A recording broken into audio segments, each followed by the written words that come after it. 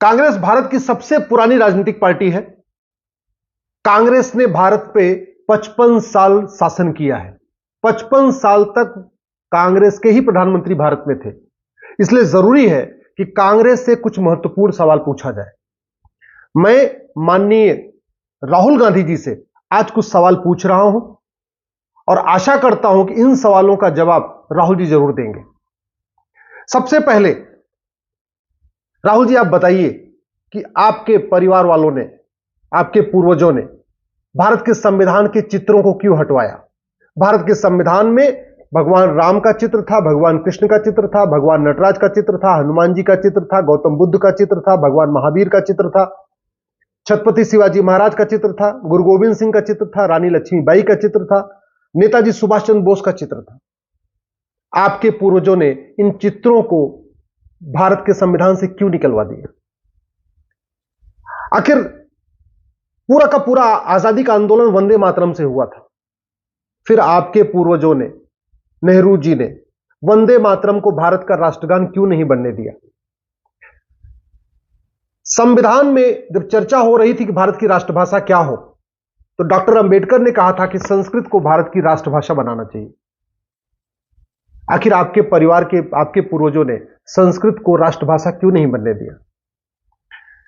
Doctor Ambedkar को इस्तीफा देने के लिए क्यों मजबूर किया नेहरू जी ने? देश ये जानना चाहता है और मैं आशा करता हूं कि आप इस पर खुल के बोलेंगे। सरदार पटेल को प्रधानमंत्री क्यों नहीं बनने दिया, जबकि उस समय कुल 15 कांग्रेस की कमेटियां थी, 15 में से 12 ने कहा कि सरदार पटेल को बनना चाहिए। फिर नेहरू जी ने सरदार पटेल को प्रधानमंत्री क्यों नहीं बनने दिया? आखिर संविधान में आर्टिकल 370 जोड़ के मिला क्या? किसके कहने पर आर्टिकल 370 जोड़ा था?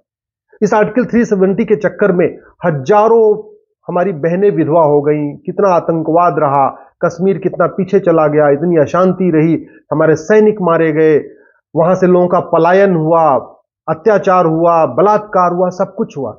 यह आर्टिकल 370 क्यों डाला था संविधान में? किसके कहने से डाला था नेहरू जी ने? आपको पता, आपको यह बताना पड़ेगा क्योंकि आप उसी परिवार के हैं। आर्टिकल 35A जोड़ के जो शेड्यूल कास्ट, शेड्यूल ट्राइब थे कश्मीर में, उनको 3rd क्लास क्यों बना दिया था? क्या मिला उसको? किसके कहने पे यह काम किया था? पूरे के पूरे आजादी के आंदोलन में भगवा झंडा यूज हो रहा था और जब भारत का राष्ट्रीय झंडा डिजाइन हो रहा था तो जो पहला झंडा डिजाइन हुआ था वो भगवा झंडा था, उसमें ओम निशान था। उसका विरोध किया। बाद में भगवा झंडे पे वंदे मातरम लिखा गया, उसका विरोध किया। क्यों? ये तिरंगा ही क्यों आया और भगवा झंडा वंदे मातरम या भगवा झंडा ओम निशान का विरोध क्यों किया था नेहरू जी ने? ये भी मैं ये नहीं कह रहा हूं गलत किया, मैं तो कह रहा हूं क्यों किया, ये इसका कारण आपको बताना पड़ेगा। प्रियम्बल 6 दिन लंबी चर्चा के बाद डिसाइड हुआ था। 6 दिन लंबी चर्चा हुई थी, तब संविधान की प्रस्तावना डिसाइड हुई थी। 3 बार तो प्रस्ताव पेश हुआ था सेकुलर जोड़ने को संविधान में और तीनों बार संविधान सभा ने रिजेक्ट किया था। फिर आपकी इंदिरा जी ने संविधान संशोधन इमरजेंसी में क्यों किया और प्रियम्बल में वो सेकुलर शब्द क्यों जोड़ा जिसको संविधान सभा ने 3 बार रिजेक्ट किया था? सही किया या गलत किया, ये आप इसको बताइए, लेकिन बताइए देश को क्यों किया, ये देश को जानने का हक है। भारत का नाम इंडिया भी रखा क्यों नेहरू जी ने? जब भारत आदिकाल से चला आ रहा है, भारतवर्ष ये हमेशा से कहा जा रहा है, राजा भरत के नाम पे इस देश का नाम भारत था, तो India that is Bharat article 1 में क्यों रखा गया? ये आपको बताना पड़ेगा, क्या सोच थी उनकी। और ये भी बताइए कि क्या इंडिया हटना चाहिए कि नहीं हटना चाहिए? चलो मान लीजिए आपके पूर्वजों ने गलती कर दिया, आज आप क्या सोचते हैं कि क्या केवल भारत ही नाम होना चाहिए या इंडिया भी रहना चाहिए? आप क्या सोचते हैं? देश का विभाजन किन परिस्थितियों में हुआ, इस पर आपको क्लैरिटी देना चाहिए। सही हुआ विभाजन या गलत हुआ विभाजन, ये आपको बताना चाहिए। आखिर आर्टिकल 25 में प्रोपोगेट शब्द क्यों जोड़ा गया जिसके कारण भारत में, पूरे देश में धर्मांतरण हो रहा है? आपका क्या मानना है? आर्टिकल 25 को बदलना चाहिए, उसमें से प्रोपोगेट शब्द निकालना चाहिए, या धर्म पालन के नाम पे जो धर्मांतरण चल रहा है ये खेल जारी रहना चाहिए? आप क्या मानते हैं कि घुसपैठ बंद होनी चाहिए, घुसपैठ के खिलाफ कठोर कानून बनना चाहिए, या घुसपैठ जो चल रही है ठीक रहना चाहिए? आपका क्या मानना है, एनआरसी लागू होना चाहिए या नहीं लागू होना चाहिए?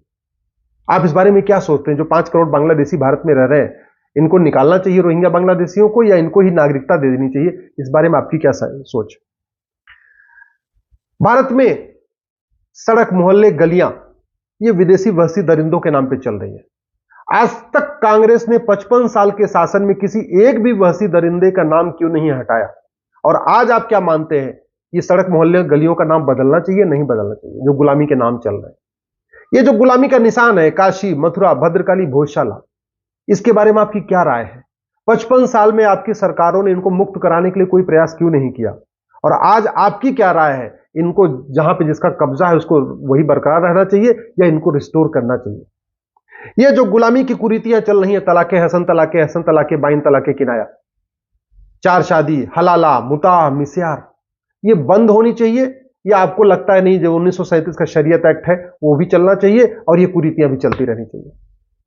आपका क्या मानना है कि मदरसा और मिशनरी स्कूलों को बंद करके एक भारत में समान शिक्षा लागू होनी चाहिए, जो भारत की प्राचीन वैदिक गुरुकुल व्यवस्था थी वो लागू होनी चाहिए, या ये मदरसा मिशनरी चलते रहे और भारत में नफरत का कारोबार चलता रहे? आप इस बारे में क्या सोचते हैं कि देश को बताइए। और 55 साल में इसको बदलने का प्रयास क्यों नहीं किया, ये भी बताइए, क्योंकि आपके परिवार ने 55 साल देश पे राज किया, कांग्रेस का 55 साल राज रहा। अगर 2 साल लाल बहादुर शास्त्री जी का निकाल दीजिए तो 53 साल तो आपके परिवार के लोगों ने भारत पे राज किया। भारत की चिकित्सा व्यवस्था को बर्बाद करने के लिए 1954 में जो नेहरू जी ने एक्ट कानून बनाया, वो किसके दबाव में बनाया? क्यों उन्होंने योग, प्राणायाम, नेचुरोपैथी को बर्बाद करने के लिए 1954 में ड्रग एक्ट बनाया? और आज आप क्या सोचते हैं, क्या यह ड्रग एक्ट बदलना चाहिए और भारतीय चिकित्सा व्यवस्था को प्रमोट करने के लिए एक भारतीय चिकित्सा संहिता लागू होनी चाहिए, एक यूनिफॉर्म मेडिसिन कोड लागू होना चाहिए, एक यूनिफॉर्म हेल्थ केयर कोड लागू होना चाहिए? आप क्या सोचते हैं इस बारे में? यह जो अंग्रेजों का 1860 का इंडियन पिनल कोड था, 55 साल में आपके परिवार के लोगों ने इसको बदलने का प्रयास क्यों नहीं किया? 1861 का जो पुलिस एक्ट है, 55 साल में आपके परिवार के लोगों ने इसको बदलने का प्रयास क्यों नहीं किया? 1872 का एविडेंस एक्ट, ये जो गुलामों अंग्रेजों ने बनाया था, इसको बदलने के लिए आपके परिवार ने कोई प्रयास क्यों नहीं किया? और आज जब ये बदला गया है तो क्या आपको लगता है ये ठीक है या गलत है, इसमें कुछ और सुधार होना चाहिए? एक बार देश को बताइए, आपको देश जानना चाहता है, क्योंकि आप युवा हैं, अभी आप जो है 10-50 साल क्रॉस हुए हैं, 55 साल के हुए हैं, तो आपको 50 से 55 में है, युवा है, बहुत बड़ी मात्रा में लोग आपको सुनना चाहते हैं, आपका विचार क्या है इस बारे में? आप ये जो जुडिशियल सिस्टम चल रहा है गुलामी वाला, आप इसको जारी रखना चाहते हैं या इसमें बदलाव करना चाहते हैं? क्या आप गुलामी की न्यायिक व्यवस्था चलती रहनी चाहिए या बदलनी चाहिए? गुलामी की पुलिस व्यवस्था चलती रहनी चाहिए या बदलनी चाहिए? गुलामी की प्रशासनिक व्यवस्था बदलनी चाहिए या चलती रहनी चाहिए या बदलनी चाहिए? इस बारे में आपकी क्या राय है? देश आपको जानना चाहता है। ये जो गुलामी का टैक्स सिस्टम है, ये बदलना चाहिए या चलते रहना चाहिए? भारत में आज की डेट में विदेशी भाषाओं का बोलबाला हो गया, भारतीय भाषाएं धीरे धीरे सिकुड़ रही हैं। इस बारे में आपका क्या कहना है कि विदेश जो भारतीय भाषा, इनका प्रचार प्रसार कैसे होगा? जो अंग्रेजों ने 1894 में लैंड एक्विजिशन एक्ट बनाया था और भारत की लाखों एकड़ जमीन चर्च को दे दिया था, उसकी 99 साल की लीज पूरी हो चुकी है। आपका क्या मानना है, वो लीज वापस लेनी चाहिए या नहीं लेनी चाहिए? और 55 साल में आपके परिवार के लोगों ने जब शासन किया तो किसी भी चर्च की, किसी भी मिशनरी स्कूल का जो 99 साल की लीज पूरी हो गई थी, उस जमीन को वापस क्यों नहीं लिया? ये वक्फ एक्ट 1954 में नेहरू जी ने क्यों बनाया, किसके दबाव में बनाया? आपका क्या मानना है, वक्फ एक्ट जारी रहना चाहिए या वक्फ एक्ट के पास जो लाखों लाखों एकड़ जमीन है वो वापस लेना चाहिए, वक्फ एक्ट को खत्म करना चाहिए? आपका क्या मानना है इस बारे में? ये जो प्लेस ऑफ वर्शिप एक्ट बनाया गया कांग्रेस के समय में 1991 में, जिसके कारण काशी, मथुरा, भद्रकाली, भोजशाला का मुकदमा लगातार लटकता जा रहा है कोर्ट में, ये आपको क्या लगता है, ये वापस होना चाहिए या नहीं वापस होना चाहिए? प्लेस ऑफ वर्शिप एक्ट ठीक है, इस बारे में देश को आप बताइए। ये 1992 में जो माइनॉरिटी कमीशन एक्ट बना दिया, जिसके कारण माइनॉरिटी कमीशन चल रहा है, और बाद में तो माइनॉरिटी अफेयर मिनिस्ट्री भी 2006 में आपकी सरकार ने शुरू कर दिया, यूपीए 1। आपका क्या मानना है कि भारत में सबके लिए एक जैसा, जैसे पहले सोशल जस्टिस मिनिस्ट्री थी वही चलनी चाहिए, या ये माइनॉरिटी मेजॉरिटी का खेल चलना चाहिए, माइनॉरिटी कमीशन अलग चलना चाहिए? और अगर माइनॉरिटी कमीशन चलना चाहिए तो मेजॉरिटी कमीशन क्यों नहीं चलना चाहिए? अगर माइनॉरिटी अफेयर मिनिस्ट्री चलनी चाहिए तो मेजॉरिटी अफेयर मिनिस्ट्री क्यों नहीं चलनी चाहिए? आपको क्या लगता है, माइनॉरिटी मेजॉरिटी का खेल बंद होना चाहिए या माइनॉरिटी मेजॉरिटी का खेल चलते रहना चाहिए? इस पे आप बाकायदा प्रेस कॉन्फ्रेंस करके बताइए, देश सुनना चाह रहा है। ये जो अलीगढ़ मुस्लिम यूनिवर्सिटी है, उसको माइनॉरिटी का दर्जा क्यों दिया इंदिरा जी ने? बनारस हिंदू यूनिवर्सिटी में हिंदू शब्द है, लेकिन वो केवल हिंदुओं के लिए तो नहीं, वो तो सबके लिए। तो अलीगढ़ मुस्लिम यूनिवर्सिटी को केवल मुस्लिम के लिए क्यों बना दिया? जामिया को केवल माइनॉरिटी का यूनिवर्सिटी का क्यों बना दिया, क्यों दर्जा दे दिया? क्या ये माइनॉरिटी मेजॉरिटी का खेल चलना चाहिए? यूनिवर्सिटियों में भी विभाजन हो चाहिए, माइनॉरिटी यूनिवर्सिटी है, मेजॉरिटी यूनिवर्सिटी है, या सारी यूनिवर्सिटी सबके लिए होनी चाहिए? आपका क्या मानना है? ये जाति भाषा क्षेत्र का जहर कम हो, एक भारत श्रेष्ठ भारत बने, इस पे आपकी क्या राय है? ये कैसे होगा एक भारत श्रेष्ठ भारत? जातिवाद का जहर कैसे कम होगा? भाषावाद का जहर कैसे कम होगा? क्षेत्रवाद का जहर कैसे कम होगा? भारत में आपको क्या मानना है कि अब समय आ गया है कि जस्टिस विद इन ईयर हो? क्योंकि आपने तो न्याय पत्र घोषित किया है, आपके जो मैनिफेस्टो का नाम ही है न्याय पत्र, लेकिन आपके न्याय पत्र में कहीं न्याय नहीं है। लोगों को जल्दी न्याय कैसे मिलेगा कहीं लिखा ही नहीं है। 1 साल के अंदर न्याय कैसे मिलेगा कहीं लिखा ही नहीं है। आपके न्याय पत्र में न पुलिस चार्टर है, न जुडिशियल चार्टर है, न सिटीजन चार्टर है, न एडमिनिस्ट्रेटिव चार्टर है, न इलेक्शन चार्टर है। इसके बिना न्याय हो ही नहीं सकता। आपके न्याय पत्र में करप्शन के खिलाफ कठोर कानून कहीं लिखा ही नहीं है। आपके न्याय पत्र में झूठ बंद हो, झूठी शिकायतें बंद हो, झूठा मुकदमा बंद हो, झूठी गवाही बंद हो, ऐसा कहीं कुछ लिखा ही नहीं है। तो ये जस्टिस विद इन ईयर होगा कैसे? आपके मैनिफेस्टो का नाम तो न्याय पत्र है, लोगों को 1 साल के अंदर न्याय मिलेगा कैसे? इसके बारे में आप बताइए। जनसंख्या नियंत्रण कानून बनना चाहिए कि नहीं बनना चाहिए, आपकी क्या राय है? घुसपैठ के खिलाफ कठोर कानून बनना चाहिए कि नहीं बनना चाहिए? धर्मांतरण के खिलाफ कठोर कानून बनना चाहिए कि नहीं बनना चाहिए?